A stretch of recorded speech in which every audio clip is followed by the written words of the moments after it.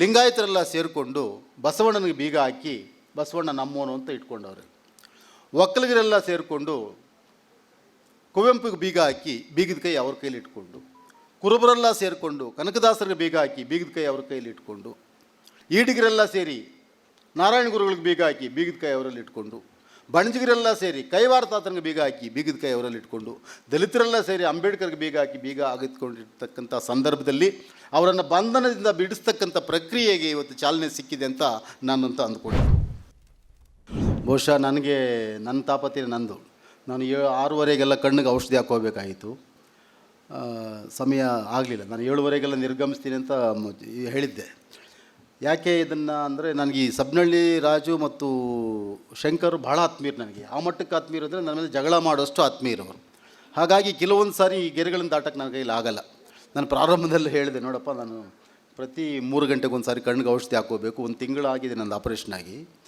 ಆದರೂ ಅನಿವಾರ್ಯ ಇಲ್ಲಿ ಇರಬೇಕಾದಂಥ ಪರಿಸ್ಥಿತಿ ಬಂತು. ಆದರೂ ಸಂತೋಷ ಏನಂತ ಹೇಳಿದ್ರೆ, ಇಂಥ ನನ್ನ ತಲೆಮಾರಿನ ಅನೇಕ ಹೋರಾಟಗಳನ್ನು ಮಾಡಿ ಪ್ರಶಸ್ತಿಗೇ ಪ್ರಶಸ್ತಿಯನ್ನು ಕೊಡ್ತಕ್ಕಂಥ ಶಕ್ತಿ ಇರ್ತಕ್ಕಂಥವ್ರನ್ನ ಮತ್ತೊಂದು ಸಾರಿ ಇಲ್ಲಿ ಪುರಸ್ಕೃತರನ್ನಾಗಿ ಕೂಡಿಸ್ತಕ್ಕಂಥ ಭಾಗ್ಯವನ್ನು, ಅದು ಡ್ರಾಪ್ ಇಲ್ಲ ಅಂದರೂ ಪರವಾಗಿಲ್ಲ, ಆ ಕಣ್ಣಿಂದ ನೋಡ್ತಕ್ಕಂಥ ಭಾಗ್ಯ ನನಗೆ ಸಿಕ್ಕಿತು. ಆ ಕಾರಣಕ್ಕೋಸ್ಕರ ಎಲ್ಲರನ್ನೂ ಕೂಡ ಮತ್ತೊಂದು ಸಾರಿ ನಾನು ಅಭಿನಂದಿಸ್ತಾ ಇದ್ದೇನೆ.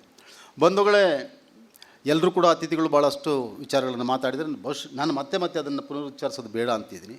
ಆದರೆ ಒಂದು ಸಂತೋಷ ಆಗಿದ್ದೇನೆಂದರೆ, ನನಗೆ ಪ್ರಮಾಣ ಕಡಿಮೆ ಆದರೂ ಪರವಾಗಿಲ್ಲ, ಆಕಾಶ ನೀಲಾಕಾಶ ಕಪ್ಪಾಗ್ತಾ ಇದೆ, ನೆತ್ತರಲ್ಲಿ ನೆಲ ನೆಂದು ಹೋಗ್ತಾ ಇದೆ, ಯುದ್ಧದ ಕಾರ್ಮೋಡ ಜಗತ್ತನ್ನು ಆವರಿಸ್ಕೊಂಡಿದೆ, ಇಡೀ ಪ್ರಪಂಚ ಸೂತಕದ ಮನೆ ಅನ್ನೋ ಥರ ಇದೆ. ಇಂತಹ ಕಾಲಘಟ್ಟದಲ್ಲೂ ಕೂಡ ಬುದ್ಧನನ್ನು ಕರೀಬೇಕು ಅಂತಕ್ಕಂಥ ಉದ್ದೇಶದಿಂದ ಇಂತಹ ಕಾರ್ಯಕ್ರಮವನ್ನು ಆಯೋಜನೆ ಮಾಡಿರ್ತಕ್ಕಂಥದ್ದು ಬಹಳ ಒಳ್ಳೆಯದು ಮತ್ತು ನಾಳೆಗೆ ಇದು ಕಣ್ಣು ಅಂತ ನಾನಂತೂ ಭಾವಿಸಿದ್ದೀನಿ. ಯಾಕೆ ನನಗೆ ಆ ಥರದ ಆತಂಕ ಕಾಡಿಸ್ತದೆ ಅಂತೇಳಿದ್ರೆ, ಲಿಂಗಾಯತರೆಲ್ಲ ಸೇರಿಕೊಂಡು ಬಸವಣ್ಣನಿಗೆ ಬೀಗ ಹಾಕಿ ಬಸವಣ್ಣ ನಮ್ಮೋನು ಅಂತ ಇಟ್ಕೊಂಡವ್ರೆ. ಒಕ್ಕಲಿಗರೆಲ್ಲ ಸೇರಿಕೊಂಡು ಕುವೆಂಪುಗೆ ಬೀಗ ಹಾಕಿ ಬೀಗದ ಕೈ ಅವ್ರ ಕೈಲಿ ಇಟ್ಕೊಂಡು, ಕುರುಬರೆಲ್ಲ ಸೇರಿಕೊಂಡು ಕನಕದಾಸರಿಗೆ ಬೀಗ ಹಾಕಿ ಬೀಗದ ಕೈ ಅವ್ರ ಕೈಲಿ ಇಟ್ಕೊಂಡು, ಈಡಿಗರೆಲ್ಲ ಸೇರಿ ನಾರಾಯಣ ಗುರುಗಳಿಗೆ ಬೀಗ ಹಾಕಿ ಬೀಗದ ಕೈ ಅವರಲ್ಲಿ ಇಟ್ಕೊಂಡು, ಬಣಜಿಗರೆಲ್ಲ ಸೇರಿ ಕೈವಾರ ತಾತನಿಗೆ ಬೀಗ ಹಾಕಿ ಬೀಗದ ಕೈ ಅವರಲ್ಲಿ ಇಟ್ಕೊಂಡು, ದಲಿತರೆಲ್ಲ ಸೇರಿ ಅಂಬೇಡ್ಕರ್ಗೆ ಬೀಗ ಹಾಕಿ ಬೀಗ ಆಗಿತ್ಕೊಂಡಿರ್ತಕ್ಕಂಥ ಸಂದರ್ಭದಲ್ಲಿ ಅವರನ್ನು ಬಂಧನದಿಂದ ಬಿಡಿಸ್ತಕ್ಕಂಥ ಪ್ರಕ್ರಿಯೆಗೆ ಇವತ್ತು ಚಾಲನೆ ಸಿಕ್ಕಿದೆ ಅಂತ ನಾನಂತ ಅಂದ್ಕೊಂಡಿದ್ದೀನಿ. ಆ ನಿಟ್ಟಲ್ಲಿ ನಮ್ಮ ಸಬ್ಬನಹಳ್ಳಿ ರಾಜು ಮತ್ತು ನಮ್ಮ ಶಂಕರ ಭಾರತೀಪುರ ನನಗೆ ಭಾಳಷ್ಟು ಇಷ್ಟ ಆಗ್ತಾರೆ. ಯಾಕೆ ಅನಿವಾರ್ಯವಾಗಿ ಈ ಮಾತನ್ನು ನಾನು ಹೇಳ್ತಿದ್ದೀನಿ ಅಂತೇಳಿದ್ರೆ, ಇವತ್ತಿನ ದಿನಮಾನಸದಲ್ಲಿ ಜಾತಿ, ಮತ, ಕುಲ, ಗೋತ್ರ, ವರ್ಣ, ವರ್ಗ ಎಲ್ಲೆಗಳನ್ನು ಮೀರಿರ್ತಕ್ಕಂಥವ್ರನ್ನ ಆಯಾ ಜಾತಿಗೆ ಕಟ್ಟಿ ಹಾಕ್ತಕ್ಕಂಥ ಒಂದು ದೊಡ್ಡ ಪಿತೂರಿ ಅಂತ ನಾನಂತ ಅಂದ್ಕೊಂಡಿದ್ದೀನಿ, ಸಾಂಸ್ಕೃತಿಕ ಪಿತೂರಿ. ಅದನ್ನು ದೂರ ಮಾಡಿ ಇಲ್ಲ ಅಂತಕ್ಕಂಥದ್ದನ್ನು ಸಾಬೀತುಪಡಿಸಲಿಕ್ಕೇ ಇಷ್ಟು ವಿವಿಧ ಜಾತಿಯಲ್ಲಿ ಸಾಧನೆಗಳನ್ನು ಮಾಡಿರ್ತಕ್ಕಂಥವ್ರು ವಿಜಯಾತಿಯಿಂದ ಬಂದು ಜಗತ್ತಿನ ಏಕತೆ ಮತ್ತು ಜಗತ್ತಿನ ಬೆಳಕನ್ನು ನೋಡ್ತಕ್ಕಂಥ ಒಂದು ಸಂದರ್ಭವನ್ನು ಯಾರು ಆಯ್ಕೆ ಮಾಡಿಕೊಂಡಿದ್ರು ಅಂತಹ ವ್ಯಕ್ತಿಗಳ ಎಲ್ಲರ ಹೆಸರಲ್ಲೂ ಈ ಥರದ ಪ್ರಶಸ್ತಿಗಳನ್ನು ಕೊಡ್ತಕ್ಕಂಥ ಒಂದು ವಾಡಿಕೆ ಇದೆಯಲ್ಲ, ಅದು ಬಹುಶಃ ನಾಳೆಗೆ ಬೇಕಾಗತ್ತೆ.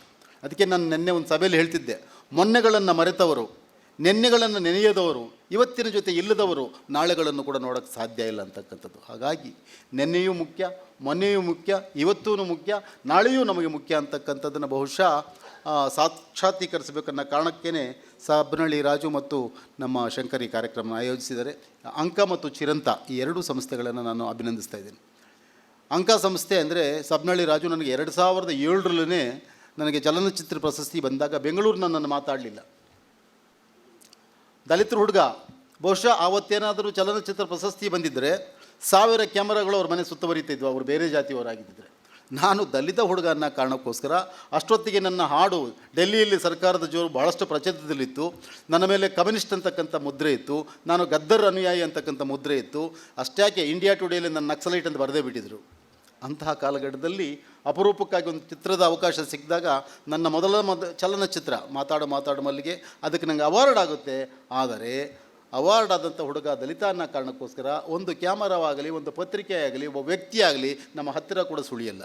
ಅಂತಹ ಕಠೋರವಾದಂಥ ಕಾಲಘಟ್ಟದಲ್ಲೂ ಕೂಡ ಸಬ್ಬನಹಳ್ಳಿ ರಾಜು ಪಾಪ ಅಂಕಾಂತ ಸಂಸ್ಥೆ ಮುಖಾಂತರ ಊರ ಬೆಳಗಿದ ದೀಪ ಅಂತಕ್ಕಂಥ ಕಾರ್ಯಕ್ರಮ ಮಾಡಿ ನಾಗತಳ್ಳಿ ಚಂದ್ರಶೇಖರ್ನ, ಅಪ್ಪಿಗೆರೆ ತಿಮ್ಮರಾಜನ ಮತ್ತು CS ದ್ವಾರಕಾನಾಥರನ್ನ ಕರೆದು ನನಗೆ ಅಭಿನಂದನೆ ಮಾಡ್ತಾನೆ. ಆ ಋಣ ನನ್ನ ಮೇಲೆ ಇದ್ದದಕ್ಕೇ ನನ್ನ ಆರೋಗ್ಯ ಸರಿ ಇಲ್ಲದಿದ್ದರೂ ಕೂಡ, ಗಂಟೆಗೂ ಕಣ್ಣಿಗೆ ಔಷಧಿ ಹಾಕೋಬೇಕಂತಕ್ಕಂಥ ನಿಬಂಧನೆ ನನಗಿದ್ದರೂ ಕೂಡ ಇವತ್ತು ಹೋಗಲೇಬೇಕು, ಮಾತಾಡಲೇಬೇಕು ಅಂತ ಬಂದೆ. ಅದರ ಜೊತೆಗೆ ಸಂತೋಷ ತಂದಿದ್ದೇನೆಂದರೆ, ನಮ್ಮ ಸಿದ್ದನಗೌಡರ ಪಾಟೀಲರಾಗ್ಬೋದು, ಎನ್ ವೆಂಕಟೇಶಣ್ಣ ಆಗ್ಬೋದು, ಮವಳ್ಳಿ ಶಂಕರವರಾಗ್ಬೋದು, ಇವರೆಲ್ಲ ಕೂಡ ಇನ್ನೂ ಉಳಿದ ಎಲ್ಲ ಪುರಸ್ಕೃತರು, ನಮ್ಮ ಮಂಜುನಾಥ ಅಜ್ಜೆ, ಅವರೆಲ್ಲ ಕೂಡ ಅವರವರದೇ ಕ್ಷೇತ್ರದಲ್ಲಿ ಗಣನೀಯವಾಗಿ ಎಲ್ಲವನ್ನ ಎದುರಿಸಿ ನಿಂತಿರ್ತಕ್ಕಂಥವ್ರು.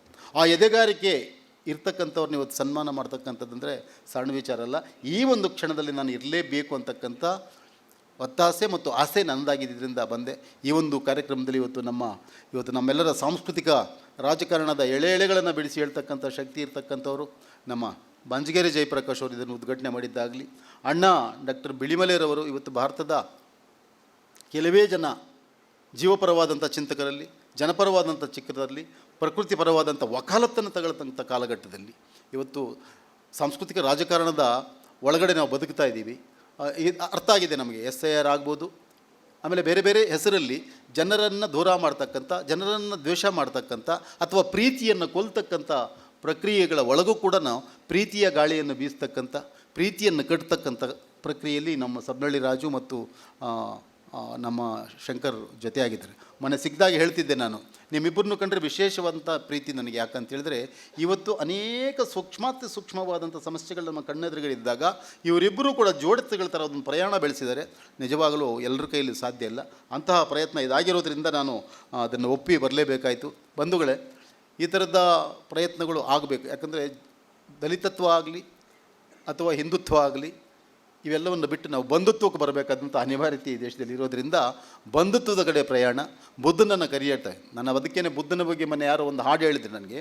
ನಾನು ನನ್ನದೇ ರೀತಿಯಿಂದ ಹೇಳಿದ್ದೀನಿ. ನಾನು ಬುದ್ಧ ನಮ್ಮೋನು, ಬಟ್ ಹೊರಗಡೆ ಅಟ್ಟಿದ್ದೀವಿ ನಾವು, ಅದರಿಂದ ನೀನು ಅಲ್ಲೇ ಇರೋ, ಆದರೆ ಒಂದು ಸಾರಿ ಕಡೆ ನೋಡು ಅಂತ. ನೀ ಹುಟ್ಟಿದ ನೆಲದಿಂದ ನಿನ್ನ ಹೊರಗಟ್ಟಿದವರು 100 ನೋವುಗಳ ನಡುವೆ ನರುಳುತ್ತಿರುವರು, ಕುಲದಾಕಸದಲ್ಲಿ ಕೊಳೆತು ನಾರುತ್ತಿರುವರು, ಮನ್ನಿಸಿ ಮತ್ತೊಮ್ಮೆ ಬಂದು ಹೋಗಬಾರದಾ. ಕಷ್ಟ, ನಾವೆಲ್ಲ ತಪ್ಪು ಮಾಡಿದ್ದೀವಿ, ನಿನಗೆ ತೊಂದರೆ ಕೊಟ್ಟಿದ್ದೀವಿ, ನಿನ್ನನ್ನು ಹೊರಗಟ್ಟಿಬಿಟ್ಟಿದ್ದೀವಿ, ಮನ್ನಿಸಿ ಮತ್ತೊಮ್ಮೆ ಬಂದು ಹೋಗಬಾರದಾ ಬಾ ಅಂತ ಕರಿತೀವಿ. ಕನಿಷ್ಠ ಬರೋಕ್ಕಾಗಿಲ್ಲ ಅಂದರೆ ಇರುವ ಕಡೆಯಿಂದ ಇತ್ತ ನೋಡಬಾರದಾ. ಬುದ್ಧಂ ಶರಣಂ ಗಚ್ಚಾಮಿ, ಧಮ್ಮಂ ಶರಣಂ ಗಚ್ಚಾಮಿ, ಸಂಘಂ ಶರಣಂ ಗಚ್ಚಾಮಿ. ಯುದ್ಧ ಮತ್ತು ಬುದ್ಧ, ಒಂದು ಸಂಬಂಧ, ಒಂದು ವಿಭಜನೆ, ಯಾವುದು ಬೇಕಂತಕ್ಕಂಥ ಆಯ್ಕೆಗೆ ಸಂಸ್ಕೃತಿನೇ ಇವತ್ತು ಉತ್ತರವನ್ನು ಹುಡುಕಬೇಕು. ಅಂತಹ ಉತ್ತರ ಹುಡುಕುವ ಕಾಲಘಟ್ಟ ಇದಾಗಿರೋದ್ರಿಂದ ಅಂತಹ ಉತ್ತರಕ್ಕೆ ತಿರುಗಿ ಆ ಉತ್ತರಕ್ಕೂ ಸಮಾಧಾನ ಮಾಡಿ ಉತ್ತರವನ್ನು ಇಲ್ಲಿಗೆ ಕರುವ ಜವಾಬ್ದಾರಿಯನ್ನು ಹೊತ್ತಿರ್ತಕ್ಕಂಥದ್ದು ಎಲ್ಲ ಹಾಡುಗಾರರ ಮೇಲೆ ಇದೆ ಇವತ್ತಿನ ದಿವಸ. ಅದಕ್ಕೇ ನಾನು ಹೇಳ್ತಿದ್ದೀನಿ, ಹಾಡುಗಾರರಾಗಲಿ, ಬರವಣಿಗೆ ಬರೆಯೋರಾಗಲಿ ಅಥವಾ ಪದಗಳನ್ನು ಹೇಳೋರಾಗಲಿ, ಸಾಂಸ್ಕೃತಿಕ ಚಿಂತಕರಾಗಲಿ ಯಾವತ್ತೂ ತುಂಬ ವೈಟ್ ಪೇಪರ್ ಥರ ಇರಬೇಕಾಗತ್ತೆ. ಯಾವುದೇ ಡಾಟನ್ನು ಅವ್ರ ಮೇಲೆ ಇಟ್ಕೋಬಾರ್ದು ಅಂತಕ್ಕಂಥ ಮಾತನ್ನು ಹೇಳ್ತಾ, ನಾನು ಚಿರಂತ ಮತ್ತು ಅಂಕ ಮತ್ತು ಚಿರಂತ ಸಂಸ್ಥೆಗಳ ಈ ಒಂದು ಅದ್ಭುತ ಕಾರ್ಯಕ್ಕೆ ಶ್ಲಾಘಿಸಿ ಅವ್ರನ್ನ ಮತ್ತೊಂದು ಸಾರಿ ಅಭಿನಂದಿಸಿ ಇವತ್ತಿನ ಎಲ್ಲ ಪುರಸ್ಕೃತರ ಪಾದಗಳಿಗೆ ನಾನು ನಮಸ್ಕಾರ ಹೇಳಿ ನನ್ನ ಮಾತನ್ನು ಮುಗಿಸ್ತೀನಿ.